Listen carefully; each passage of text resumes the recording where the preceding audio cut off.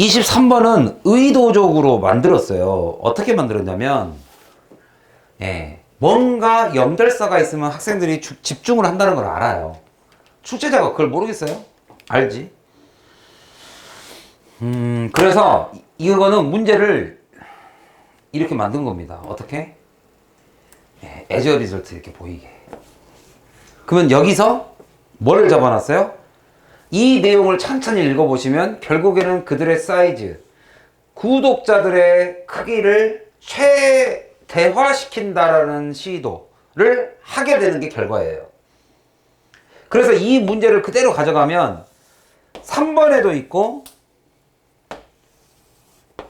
5번에도 있습니다. 똑같은 내용이. 그러면 뭐에서 갈린다는 거야? 이게 결론이 아니란 소리예요. 그럼 이 결론은 뭐에 대한 결론이냐? 얘네들이 이런 목적을 가지고 있어. To achieve commercial success.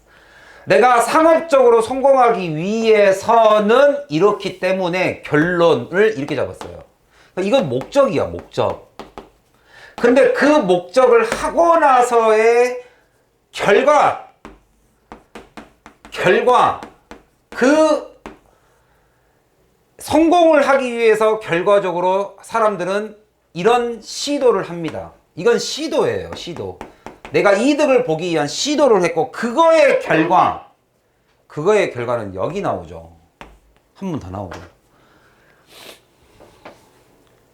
그러면 이거에 대한 결과가 이 글의 요지예요. 이걸 합쳐야 이 글의 주제죠. 이 글의 요지는 이 문장 두 개를 합쳐야 돼. 그 결과 어떻게 됐느냐? 엄청난 큰 위험 회피가 mark out. 무엇을 구분짓더라? 성공적인 프로그램을 구분짓더라.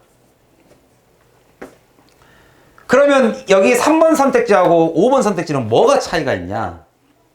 3번은 마이너스라고 정확하게 이건 불가능하다, 어렵다라고 나와 있는 거고, 5번은 많은 시청자들을 데려오려고 한 것에 대한 결과라고만 얘기했어요. 이거 한 결과, 위험에 대한 회피가 결국에는 음악의 프로그램의 성공을 가져오더라, 이렇게 얘기했어요. 그러니까 이거는 그냥 결과물인 거죠. 그 결과물이 플러스죠. 그러니까 3번은 안 되는 거지. 3번은 안 되는 거죠. 자, 그래서 지금 방금 밑줄 의미를 풀었어요. 빈칸처럼 풀어라.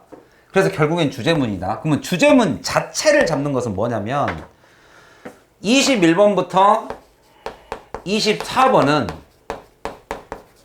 그죠? 21번부터 24번은 이 글에 뭔가 문제점에 대한 이야기가 나오느냐 안 나오느냐 자체가 구분을 지어야 된다.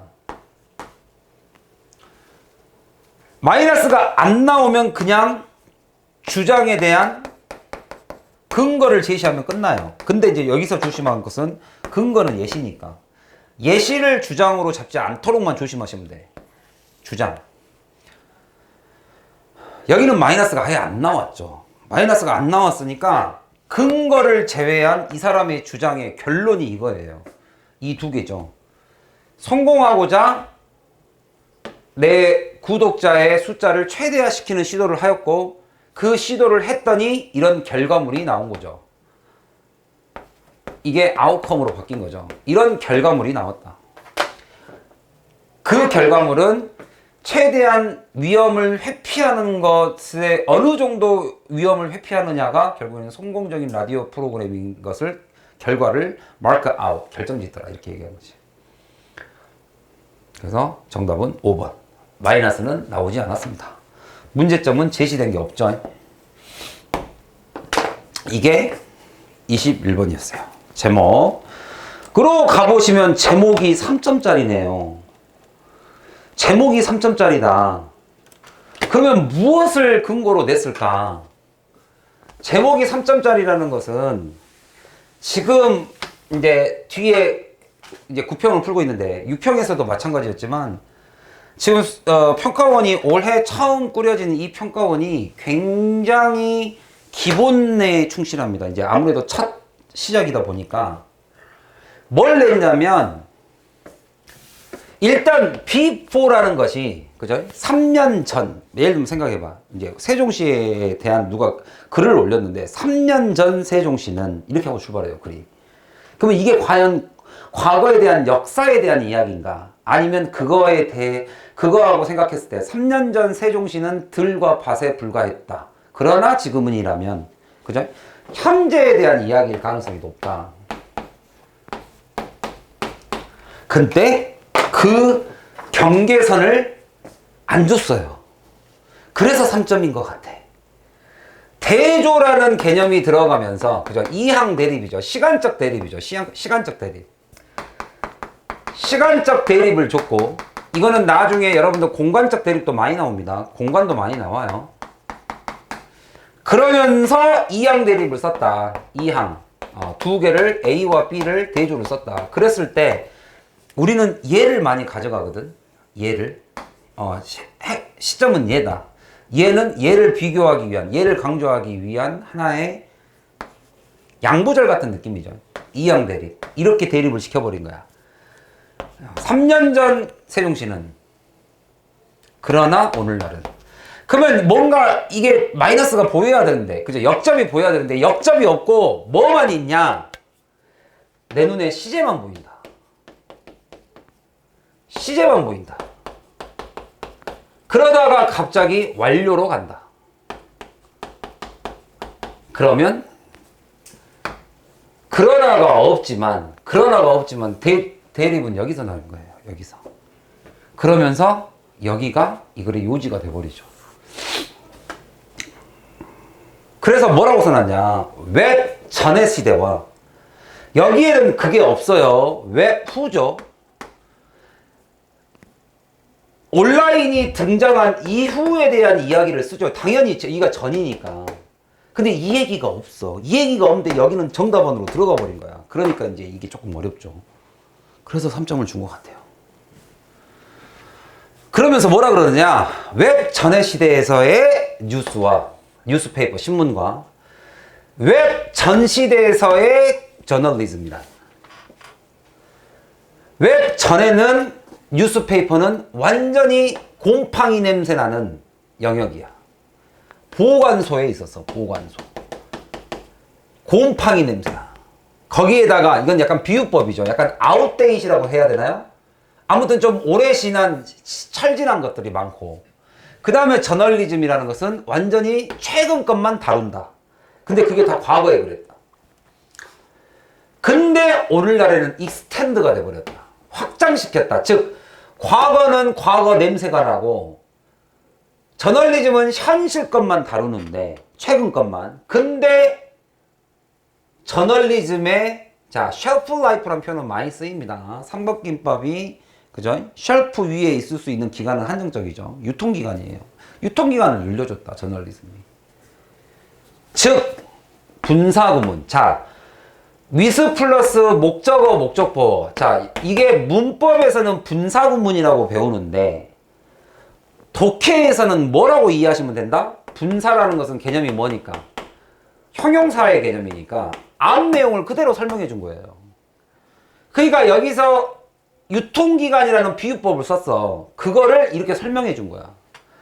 즉 연장시켜 준 게 뭐냐? 옛날 이야기가 아주 규칙적으로 인용됩니다. 뭐 하기 위해서? 컨텍스트, 그죠? 문맥이죠. 전후 맥락이죠. 최근 사건에 예전에는 저널리즘이 최근 것만 말했었는데 과거에는 그랬었는데 이제는 최신의 이야기의 문맥, 전후 관계를 설명하기 위해 그죠? 아주 규칙적으로 인용됩니다. 옛날 이야기가. 그게 이 글의 제목이에요. 몇 번? 몇 번이 정확하다? 문맥, 맥락을 설명한다. 저널리즘이 그 유통기간을 늘렸다. 늘렸다가 어디에 있어요? 라스트가 늘렸다죠. 라스트가 지속이니까. 그 다음에 문맥이란 단어 나오고. 웹 전이라는 단어만 나옵니다. 그러면 웹 이후라는 말이 현재 시제로 바뀌면서 이 얘기가 없었죠. 근데 생겨났죠. 됐죠? 정확하게 1번이죠. 오케이? 이게 이제 대입 파악 문제입니다. 대입 파악. 대입 파악.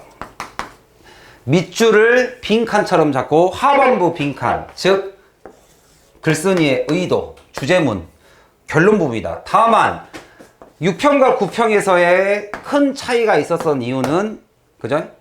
문장의 일부만 밑줄로 나왔기 때문에 앞의 내용을 그대로 받은 아주 쉬운 내용이기 때문에 정답률이 높았는데 문장 전체를 주면서 바로 앞 문장하고는 관련이 별로 없다 보니까 학생들이 이 글 전체에서 주제문을 찾기가 어려웠고 GP, 그죠?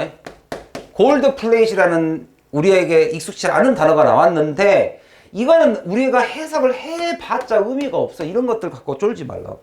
어차피 설명이 다 나와 있으니까.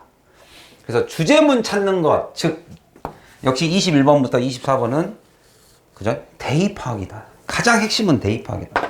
이 글이 뭐에 관련된 이야기인가가 역시 최고 문제 출제의 의도였습니다. 여기까지 이해 갔나요?